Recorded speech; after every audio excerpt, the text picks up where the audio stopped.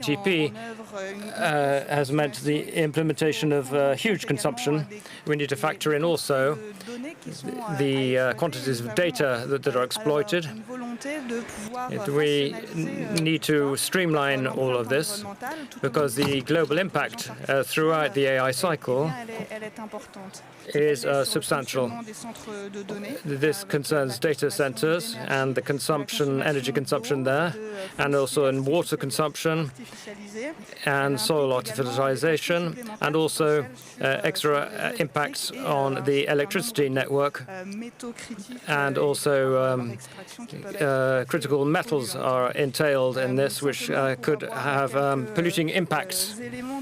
To have some items to put these things in context, just introducing GPT-3 read 550 tons of CO2 and 700,000 liters of water just in January 2023, and 10,000 tons of CO2 in January. So we can put quantities on these impacts. The last studies on this issue have shown that the most energy-consuming models can consume up to 12 kilowatts per hour, i.e. half our the amount of charge of our telephones, mobile phones. And Google has seen its energy consumptions explode. And to meet the challenges in terms of energy CO2 issues, they face major challenges. And 48% increase since in 2019 solely due to AI. So we need greater sustainability in terms of AI, and we need to ensure that we need to deal with these issues, and I'll deal with this issue later on. AI can optimize processes, of course, and therefore contain CO2 emissions, and ensure that our water resources or energy resources in general can also fall. For example, this applies in the building sector, where buildings are more energy efficient, and also in terms of intelligent and predictive aspects are very useful in this respect. For example, the EcoPilot project, which won the AAP award, showed its worth in terms of territorial ambitions in the country. And also this applied within the large Paris region, broad Paris region, and reduced 7,000 buildings, which are in 54 local authorities are concerned by these efforts. In terms of transport and optimization, thanks to AI, we managed to make important gains in this respect in urban areas. Another example could be forests and soil. The Geographic Institution has given its yearly balance on this, on AI on this, and showed that we've managed to a much greater understanding of forests and rivers, etc., in France, thanks to AI. So AI offers great potential, but of course there are climate issues here. We can improve our climate models, and this is, of course, vital. We can also have tighter control over our water usage and planning the use of water, for example, in the agricultural sphere. Also, human consumption overall. Finally, there's great interest in terms of healthcare, protecting vulnerable inhabitants, and there are some positive experience in Welter, for example, a green tech company which is working to improve air quality. We also need frugal AI, and this, I think we'll discuss this a bit further later on. Thank you very much. Thank you so much, Minister. You have given us a very comprehensive scene set that the panelists will deep dive into in terms of the impacts and opportunities of AI. And with that, I'm happy to turn to Ambassador Warlick from the IEA. Now, you are working with these themes and impacts and questions arising from the expansion of AI technology and data center on a daily basis, and I know you've covered it in a report recently, and soon to be coming more detailed reports. What can you tell us about some of these impacts and opportunities that the Minister has just set the scene for us? Well, thank you very much for the opportunity to be with you here today. Yeah, there's no question at all that artificial intelligence is certainly emerging as one of the most important technologies, and its impact on the energy sector really could be transformative. So there's no better time than now to be taking a closer look at this. Innovation is really taking place rapidly, and developments are emerging really by the day in terms of artificial intelligence. And in 2023, for example, overall capital investment by Google, Microsoft, and Amazon, which are industry leaders in AI adoption and data center installation, was higher than the entire U.S. oil and gas industry, totaling around 0.5% of U.S. GDP, so a very big figure. And the sector is already applying artificial intelligence to improve how energy is produced, how it's consumed and distributed, and making the operation of complex systems, such as the electricity sector, more secure, efficient, and sustainable. And expanding AI and the digital economy really requires huge data centers that run on electricity. So demand has increased rapidly in recent years, and it is expected to keep growing in the years to come. That said, while data centers account for just around 1% of global electricity consumption today, they are very spatially concentrated in a diverse manner. For example, as a consequence, data centers account for as much as 20% of Ireland's electricity consumption, or 30% of the consumption of the U.S. state of Virginia, so heavy concentrations in certain geographical locations. Going forward, at the IEA at this point, we don't expect data centers to be the largest driver of global electricity demand growth to 2030 in any event, but we know that it is growing. Data center demand growth can create challenges, certainly, at the local level in some jurisdictions, and that, I think, has been a subject of some discussion. At the same time, companies with large digital footprints are among the most active purchasers of clean electricity, offering the opportunity to use the new source of demand to drive forward electricity sector decarbonization. So considering the implications of the AI revolution is critical to understanding the future of energy. I'll just give you a few examples. AI and machine learning, for example, can unlock flexibility by forecasting supply and demand and manage grids, data exchange across sectors, and real sector coupling. And this will certainly help integrate ever larger amounts of renewable energy. And AI allows us to process vast amounts of weather and climate data and help improve emergency preparedness and adaptation to climate change. So the IEA has long been at the forefront of understanding the links between the energy sector and digitalization, and is the only global agency tracking all fuels, all technologies, sectors, and geographies. It is uniquely placed to be analyzing the connections between AI and energy. And so, as you've indicated, to explore the opportunities and challenges ahead, the IEA has launched a major new initiative, Energy for AI and AI for Energy.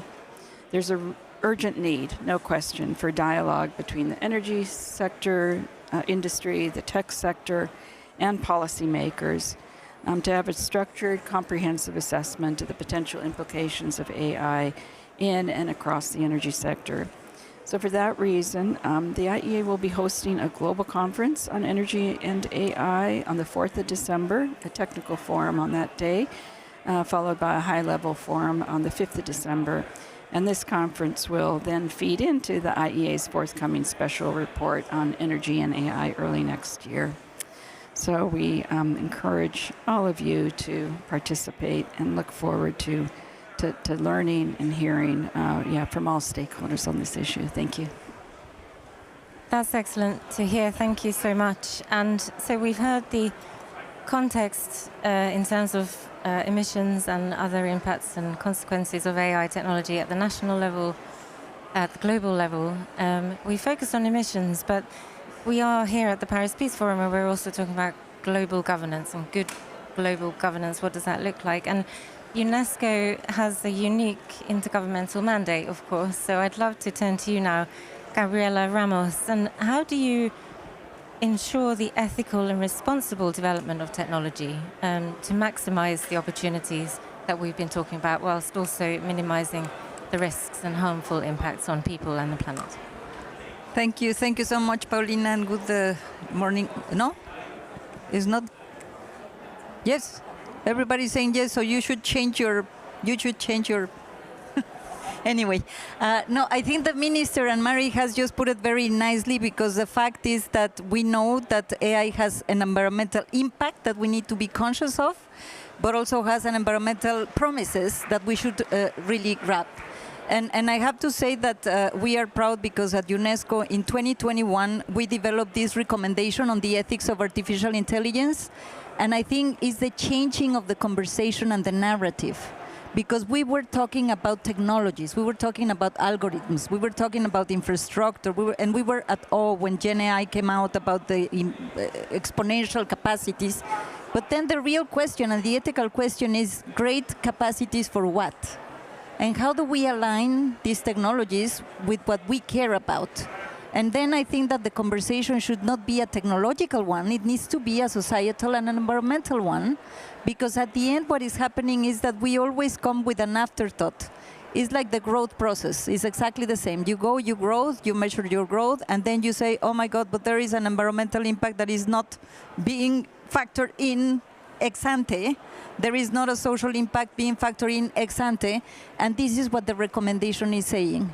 We need to ensure that we do not go just for the technological developments that are so impressive, but that we frame them in a way that help us solve our problems.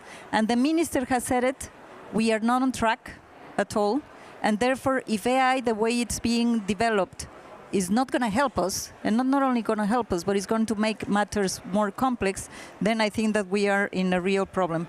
And the recommendation on the ethics of AI was very straightforward at saying, okay, artificial intelligence should help us promote human rights, human dignity, environmental sustainability, and living in a peaceful society, and gender equality. I'm happy that Constanza Gomez-Monti is here with us, because she was one of the drafters of this recommendation. And then what we did was also to translate that into very concrete principles of transparency and accountability, not only for the developers, for all the users, to think about what are the impacts. And then we translated into policy chapters, and I'm very glad to tell you that this is the first international instrument. 194 member states signed to it, who said, yes, the environment is important. First, we need to be conscious of the impact. We need to measure the impact. We need to know not only about the energy consumption, but also the material, the waste, all of the things that are related in the whole AI life cycle. But measuring is one thing. The other thing, and as a policymakers, and I think this is very important because of the Paris Peace Forum, as policymakers, what are the incentives that we can put in the markets, so we will be choosing to develop those technologies that are going to help us do what my predecessor have just said, to manage better the environmental issues, to manage better all the issues related to disaster risk management, to the food systems. We know that maximization in the food systems. We have an amazing opportunity, because we're actually working to operationalize this issue of how do we structure the development of the technology so that they incorporate the environmental impacts ex ante. We're working with the ITU, we're working with the minister to develop a roadmap. And actually, we hope that this will be delivered in the AI Action Summit, exactly to do that, to have a roadmap. We know where we need to go, but then what are the steps? How do we ensure that we have the options, that whenever you have the possibility of applying AI to address certain issues, you make sure that you go for those that have lower energy consumption, or that has a better better way of managing the environmental impact. It's not easy. because we are in a right towards maximizing the potential of these technologies. But at the end, at least putting these questions into the decision makers that need to advance the issues is very important. After we did the policy chapters, and here is my invitation to everybody, because we are working with the European Commission, and we're working with the Patrick McGovern Foundation and with many others, because we have a diagnostic tool that we are applying in 60 countries, where you have all of these questions regarding whether you have the capacities to develop the technology, but actually if you have the institutional setting, if you have the policies, if you have the incentives, if you have the right frameworks to ensure that the environmental impact of AI is readily considered in these issues. And there is one additional element. We many times learn a lot from indigenous communities. Probably they deal better with the environment than us. And actually, there is a very strong call also in the recommendation to include all of those voices that can help us define much better systems and to get better outcomes. It's not that complicated. I don't want to sound Pollyannish, but at the end, for example, one of the readiness assessments that we did and we launched 2 weeks ago for Uruguay, they are making a very strong effort to ensure that the feeding of the AI systems go for renewables. And Uruguay, I didn't know, is one of the countries with the highest rate of renewables. France, very high on nuclear, but at the end, how do we put these conditionalities to ensure that the energy mix, not of the economy, but for the AI developments, include this kind of consumption and elements that will help us reduce the environmental impact? So I feel it is possible, but at the end, we just need to get this to work at the national level, at the policy level, and at the incentive level. Thank you. Thank you so much. And there was so much content in there. I don't know which one I wanted to highlight, but really the focus on a global framework that can be implemented in various jurisdictions that actually looks at how to use the technology for good and mitigating and managing the risks. I think we will go into some of those themes later in this panel, but rather than follow this linear arrangement here, I actually want to, well, this is a multi-stakeholder panel, and I'd love to turn to our private sector voice, Fatih Balioleli, because we are talking about companies that are leading on this agenda, but that you do so transparently and are held accountable, for example, the inclusive way that you engage with different stakeholders, indigenous peoples, for example. So I'd love to bring you in now, being at the forefront of this and this innovation, and how can the private sector support the development of ethical global AI governance, and are there best practices from your business, from Exaion, that you could highlight with us? Tout d'abord, merci pour l'invitation. Thanks very much for the invitation. As you said, I had a company called Exaion, an EDF subsidiary. And when we set this company up, we inherited all the values from EDF in terms of decarbonization. And we focus in the private sector in performance calculation, and notably in AI. And what we tried to do over the last 5 years is to show the market that we can implement high-performing calculations, millions and millions of calculations per second, which respect the environment.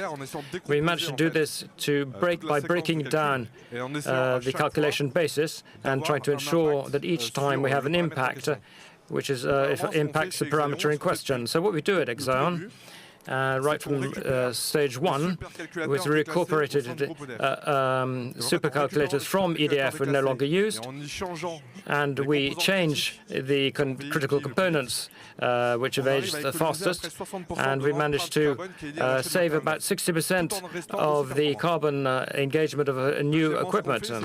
Secondly, unlike many other data centers, we use fewer racks, vertical servers, in other words.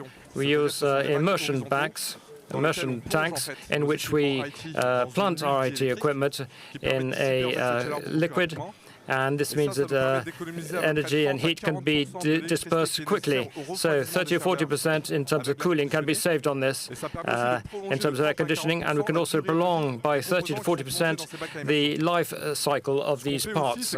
What we also do is we recuperate the heat issued by these supercalculators, and we use this heat, for example, in Normandy, pharmaceutical warehouses, which needs sufficient same climate throughout the year. So, connecting all these items together, we manage at a maximum, and with regard to a physical wall, 230 grams per kilowatt hour. And with something I've gotten on doing, when we create data centers at Xi'an, we have 4 at present, 2 in France and 2 in North America. We've chosen Normandy as the most station, which is the most heavy electricity exporter in France, but 93% thanks to nuclear decarbonization, 93% decarbonized. The other location is Quebec, where a great deal of the electricity is given from hydro sources. And AI, we have two phases. The first phase, which we call fine-tuning. So we fine-tune our models. We talk here of ChatGPT, for example, and many other examples. And in this phase, we use a great deal of energy. So you need to process billions of items of data to fine-tune the model.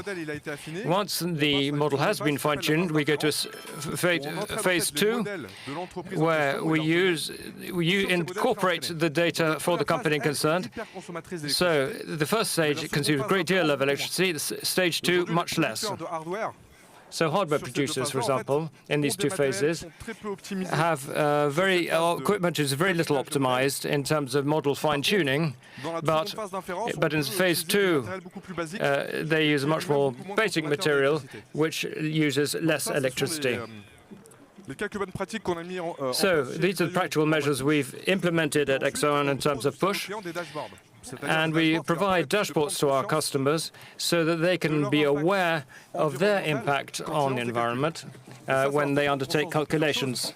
And this means we can point to the pricing, for example. If making a calculation is not urgent, and if it can be done in downtime, they can wait for the calculation for the appropriate time so that it'll limit the power consumption. So we refer to this as shaving, and therefore we can postpone consumption to downtimes and therefore put less pressure on the network. So we've implemented this in Exxon, and we notice how this operates on the market, and we seek to focus on areas which have advantageous geographical mixes, and therefore we can reduce consumption and impacts. And we also deal with abuses in model fine-tuning. And so in service optimization, we note that servers are often 24 hours out of 24. And part of the time they're not really used, but they're not disconnected from the network. So they're continuing to consume, though they're not calculating. Very few companies optimize this aspect, in fact. Second point is that most large data centers, mega data centers have about 1 gigawatt of power, are to be found in the regions which are the most heavily polluted regions, i.e. North America or Asia. So if you multiply by 2 or 3 energy consumption for data centers, and we create mega data centers, and they continue to be built where the energy mix is unfavorable, then we could face major problems.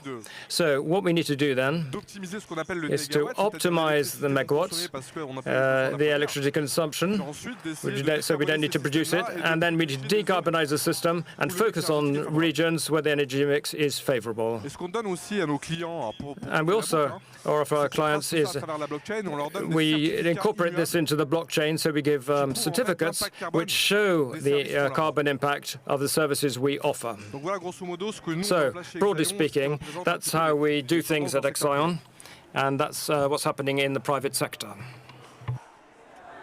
And thank you very much for the practical example of the steps that you're taking in terms of reducing consumption, optimization, and finally transparency. I found that really interesting and helpful, not knowing very much about the sector at all, so thank you.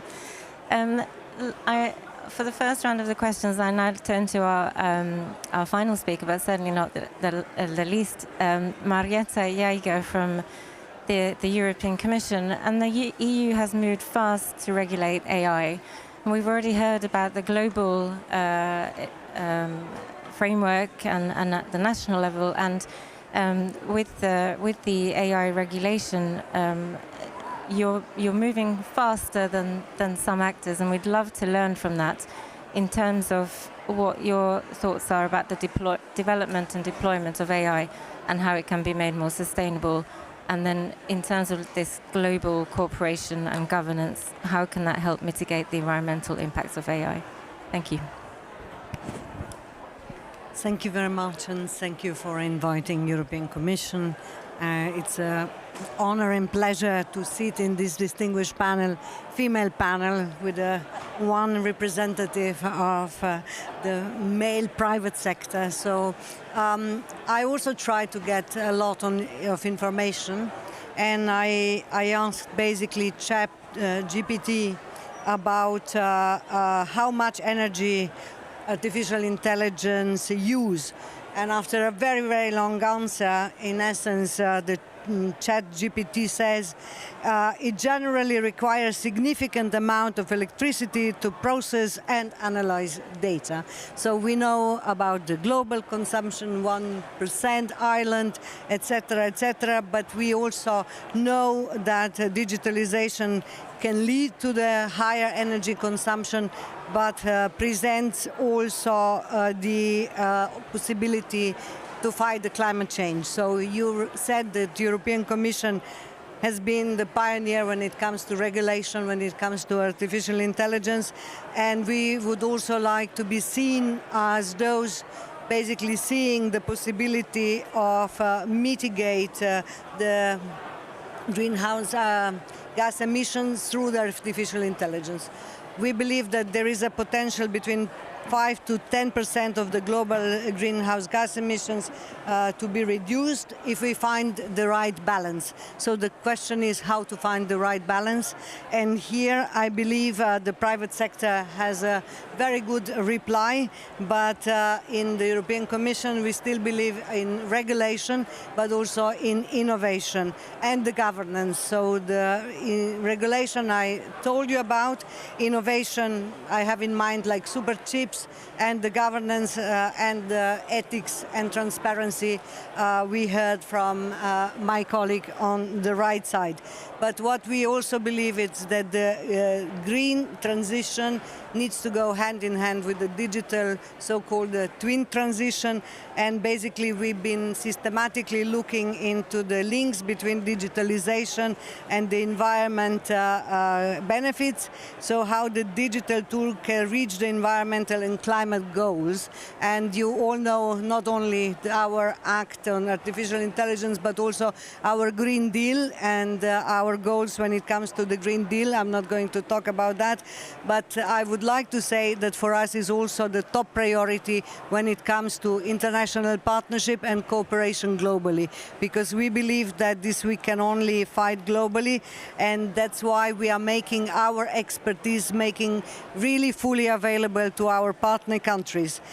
I can tell you, because I'm coming from the Development International Partnership Department of the European Commission, that we committed 30% of our global funds to fight of the climate change and climate action, and our President von der Leyen pledged additional 4 billion to that. And basically, in the previous MFF, we spent around 3.7 billion to that, and here we intend in this MFF to spend even more. But moreover, we have a global gateway strategy, and basically climate change and digital is the pillar of our global gateway strategy.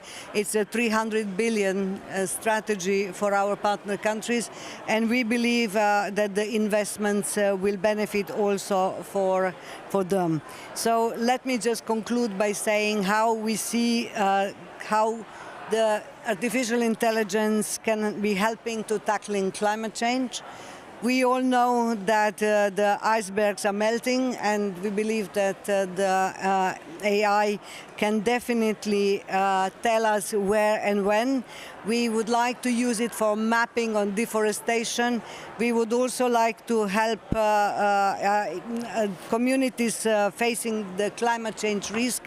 For example, we have a Copernicus centers that we put at the use of our partner countries in Latin America and Caribbean, but also in Philippines, where from the satellite centers they can see the risks that are coming, but also for recycle more waste and predict climate change disasters. Again, I would say that the right balance is the right answer, and looking forward to cooperate with all of you on these questions. Thank you very much. Thank you very much, and I'm sure it's very difficult to find the right balance between innovation and regulation in a sector that is moving so rapidly forward. Let me actually come back to you, Fatih, because I know in your business you have been looking at the balance between innovation and environmental responsibility, and perhaps it comes alive in your green IT initiative, and maybe if there's something you can reflect also in terms of the collaboration that is required between the private sector and the public sector in achieving this balance, where we all need to work in partnership with each other. It's come through as a theme here. So any reflections from your side on that? Alors, merci pour la question. Alors, yes, thanks for the question. I think that here we need to work together is key between the energy sector and the digital sector, for example, and then between the private sector and the public. Working together in the energy and digital aspects is, of course, vital.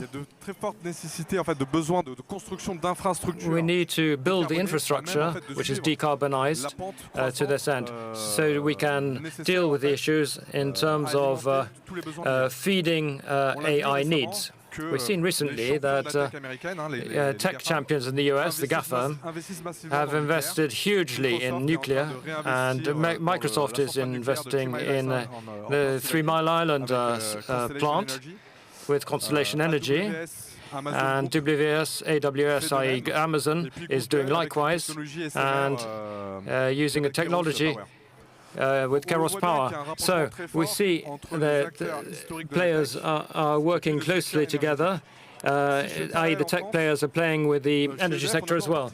In EDF in France, for example, we've done likewise. EDF is a historic energy player in France, of course, the leading energy producer in France and the leading nuclear power station user in the world. And we're engaged in digital for its own needs in terms of data centers. And a number of supercalculators use this and cutting-edge technologies.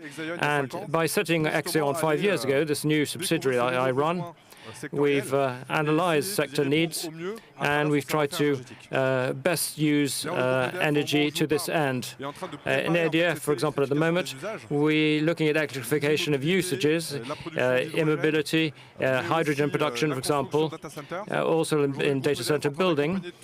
We accompanying 3 major builders of data centers to set up centers which have a 1 gigawatt installation, in terms of power, of course, and EDF has taken the lead on this, and the pricing offers very competitive pricing in this, and an energy mix which is very low carbon, plus interconnection of information highways, which in the west and the south of France. And so France is becoming a hub for data centers in a low-carbon environment. The same applies in Spain. Spain has invested heavily in renewables over the last decade and is very competitive in terms of prices and is very low-carbon in terms of its energy mix. And also, we have the private and the public sectors are cooperating. So, public can understand what's happening in the private sector so that they can be supplied properly, and the public can have transparent regulations which is stable, which can attract investments from abroad, and therefore encourage the building of mega infrastructure like nuclear centers to attract private players and encourage them to build their data centers where the electricity is located and where it's most low carbon and the most attractive in terms of price. Thank you. And I hear the EDF leadership and clearly a national champion, and the collaboration also with the public sector and other partners in large infrastructure projects. And I therefore must turn to you, Minister, for a similar question, really, in terms of what the French government is doing to promote a responsible approach to AI, including on electricity consumption. So we've heard a really, really great example from the private sector, and I'd love to ask you a similar question from the public sector point of view. Thank you. Oui, tout à fait. Donc, yes, of course. For France, we have a very clear strategy in terms of energy production. It needs to be low carbon and be reliable and cheap for our industrial players and for the French in general. So this is based on a strategy in the development of the industrial sector and based on AI. We need to factor in these requirements in terms of moderation of usage and consumption, and everybody needs to be engaged in this. Otherwise, AI, whether in terms of innovation, will be based on an old model, so to speak, so that we can, for example, unlimited data supply. And the resources are limited, and we need to factor this and use new models to this end. So otherwise, we need to have a surfeit in terms of consumption by AI. So modesty in terms of consumption is vital, and resources need to be factored in and need to be used at a very modest basis. And AI can be incorporated with other models and use other algorithms which use less energy, and I think thereby we can ensure this efficiency. And we just show this. We also have good practice, as we've heard, in terms of flexibility and postponing consumption according to needs and assessing which is priority or not. And then it's up to the clients and customers in general to be aware of the whole picture. And producers, of course, need to work together with their customers to this end. So we produced a document on this this year, first in the world on energy reduction in terms of consumption. Impacts have been positive and ecological impact, and overcome the negative aspects of sense. So we need to have an equilibrium in terms of the entire life cycle.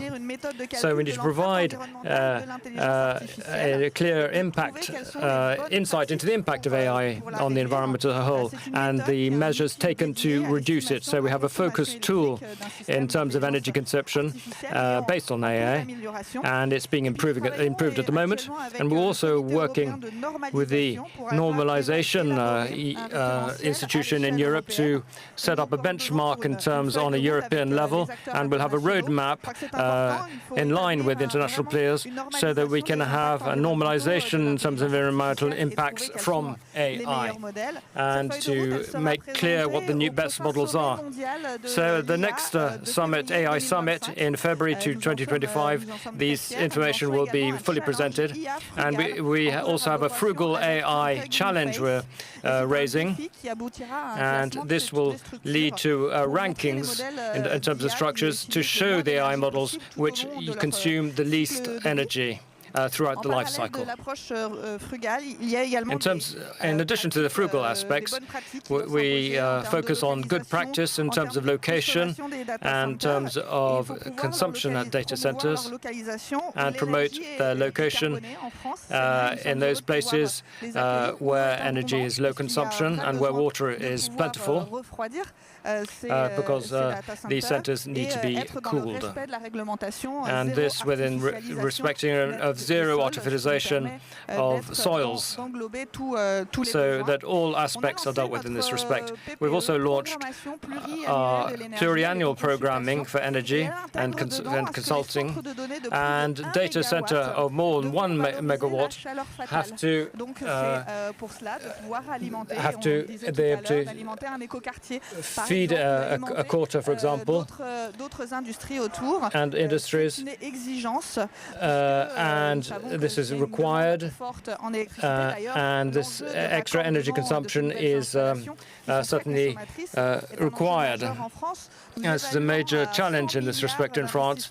About 100 billion is required in terms of connecting our transport networks, and also the same applies within distribution networks. So huge sums are engaged in these areas. And public-private, of course, cooperation is vital to this end. We're also focusing on making sure that usage is appropriate and focusing on sober. I don't want to carry on too long. More efficient technologies are in terms of energy consumption. The more energy sources are renewable, and the more positive our policies will be in terms of, for example, circular economy. And then we will be able to maximize all the advantages offered by AI by minimizing its carbon impact. And it's also essential that all of us press on with these efforts in terms of AI. AI needs to be a useful tool for us and to promote the ecological balance. Thank you very much, Minister. And you talked about benchmarks and rankings, and my organizations, that's what we do. So I love that idea about transparency, and then everybody knows exactly what different challenges companies and other actors are meeting. I want to turn to you, Ambassador Warlick, now, because the Minister also ended on a very positive about the sector working in people and planet's advantage. And I know in your work you've been focusing really on what AI how can it be instrumental in supporting the energy transition? What are the key considerations in this regard that we should all watch out for? Well, thank you very much. And I think you've really asked the big question. I think the Minister has very helpfully identified a lot of the areas that we will need to look at.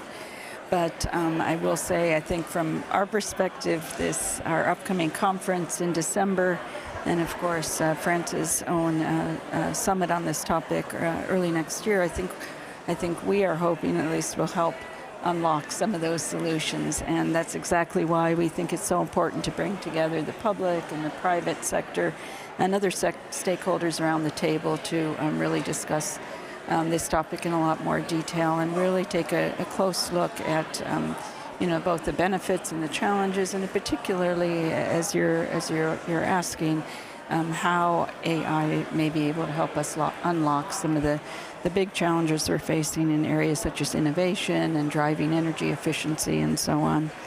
I've already touched a little bit on some of the areas, in addition to what the minister said, that where the sector, energy sector is already applying artificial intelligence and digitalization tools to improve how energy is produced and consumed and distributed, helping to drive efficiency in the electricity sector and other parts of the energy systems. But I think, if I may, I think it's really important as the IEA and really countries around the world and companies are very much focused on the energy transition, that it could be helpful to take a little bit of a look at some of our priorities in the energy transition that are being focused on at COP29, even as we speak. And to think about ways in which AI may be able to help unlock some of or accelerate our realization of some of the goals there. And again, to just take a couple of minutes, I think the listeners are probably quite aware of the outcomes from COP28 and the doubling of energy efficiency, the tripling of renewables, and other goals I think are quite well known. I just wanted to say that the IEA has been monitoring the progress with regard to COP28 outcomes quite closely. In fact, in September, on the margins of UNGA, we launched a report entitled Taking Stock to Taking Action, assessing the progress achieved just thus far on those goals, and we're very much looking to, as I think many countries are, at ways in which COP29 can help to carry forward and help to accelerate those goals, including as we look ahead to COP30 next year as in the next round of NDCs coming up. But just to mention a few important goals in that connection. Scaling up energy storage and grids to help achieve the global goal of tripling renewable energy capacity is really an important goal that we're focusing on. And in particular, at COP29, we have worked very closely with the presidency to develop a global energy storage and grids pledge, which would involve building or upgrading over 25 million kilometers of electricity grids by 2030, plus an additional 65 kilometers by 2040. And the global energy storage capacity goal would be 1,500 gigawatts by 2030. So finding ways to ensure that all the new renewable capacity that's being developed actually makes its way onto the grid, and that we are developing additional ways to store that power is one area. With regard to the goal of achieving the energy efficiency progress, we think a real comprehensive approach is needed. This is an area where artificial intelligence may be able to help as we look for ways in which we can achieve faster electrification and technical efficiency improvements, particularly in advanced economies, and stronger efficiency standards in emerging and developing economies, and developing universal access to electricity and clean cooking. A third major point I would make is maintaining focus on the transition away from fossil fuels through actions to cut methane emissions and to retrofit, retire, or repurpose fossil fuel assets such as coal-fired plants. Fourth, aligning the next round of NDCs, nationally determined contributions, with the COP28 outcomes to facilitate more ambitious emission reductions by 2035. And fifth, really recognizing the urgent need for boosting clean energy investment in emerging and developing economies in particular. This is going to require a tripling of concessional financing and targeted de-risking with regard to the cost of capital in many of these countries, while something like $2 trillion in new investments is coming into the clean energy investments in this year. Only 15% of it is actually reaching emerging and developing economies. So I outline those key goals as a way of providing a little bit of context around what our primary energy transition objectives are, and I think can help maybe frame a little bit the discussion about how artificial intelligence can potentially contribute to the achievement of some of those objectives. Thank you. Oh, that's perfect, thank you. And thank you for bringing in the access to energy for all, access to clean cooking, particularly in emerging economies and developing countries. And that is the perfect segue to bring in Marietta Jaeger again, in terms of the EU working with partner countries to ensure no one is left behind in our digital transformation. Are there any lessons learned that you can share with us in terms of this access to energy for all and making sure that no one is left behind? Thank you very much. Absolutely, we are working hard together with our member states in so-called Team Europe approach, that no one is left behind, of course, that we achieve the SDGs and Agenda 2030, but also, as I mentioned before, we have a global gateway strategy now to scale up in order also to bring the access of energy to all.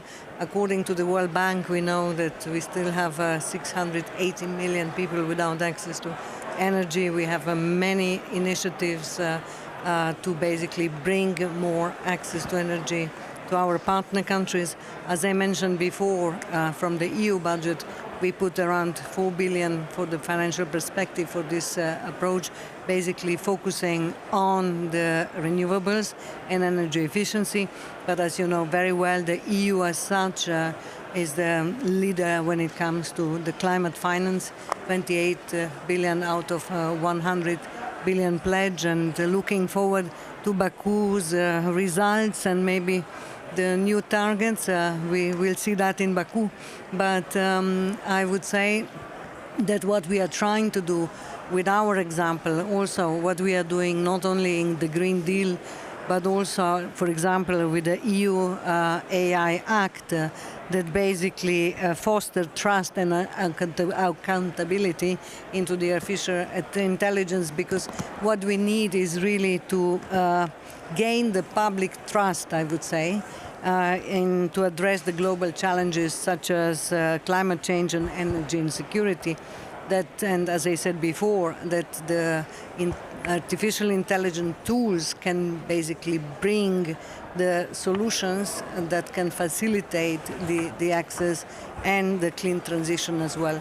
So we can only do it, as I said before, with the twin transition. And I can reassure you that at the Commission level, we are not only continue to promote our EU AI Act, but also we will continue to bring the renewable energy and energy efficiency and access to energy to our partner countries. And hopefully this will go via also tools that we have at our disposal, from grants to blending to the guarantees. We have a lot of digital energy facilities and other possibilities, as I said before, Copernicus, Digital Alliance with Latin America, etc., where as well at the multilateral and bilateral level can find the mutually acceptable solution to basically ensure this twin transition to happen. Thank you very much. Thank you. Gabriella, I'm going to turn to you for a few final thoughts as well. And then I'm hoping that before we get kicked off here, we can turn to the audience for one or two questions. Gabriella, everybody has high expectations for COP29, but just a few months ago, member states agreed the Pact for the Future, and with that, the Global Digital Compact, which can be seen as a bit of a roadmap for both innovation and conduct, all the things that we've been talking about on this panel. Do you have anything to share in terms of the implementation of that significant piece of work? Because it really has so much relevance for the companies and actors that we've been talking about today. Thank you. Well, thank you so much, and I think that we have heard that from the panel, because it really combines with the outcome of the digital compact. We need change. If you think about the question of inequalities, we are still in the world where 3 countries produce 80% of all these major technologies. And if you think about the US, China, the UK, the US gets 9 times the investments that China does on AI, and 19 times the investment that UK. So I think it's highly concentrated, and we know it. We know that we are not in the path to the 1.5 centigrades. We don't even know if we are going to the path of 2.5 centigrades. I mean, we know what the implications are. So I think that the Digital Compact was a very strong call for change that we are hearing in the business sector, at the multilateral level, at the regional level, but it's also a call for urgency, because at the end what is happening is that we just adopt the AI to a very, very unequal, unsustainable world, and we cannot really face that. I'm glad that the Digital Compact make a very strong call not to reinvent the wheel, not to create new structures, not to create new plans, but to ensure that each one of us, and they make a call to UNESCO, UNDP, to all the agencies and the members, to look at what are the issues that they are doing well to reinforce it and to learn from each other.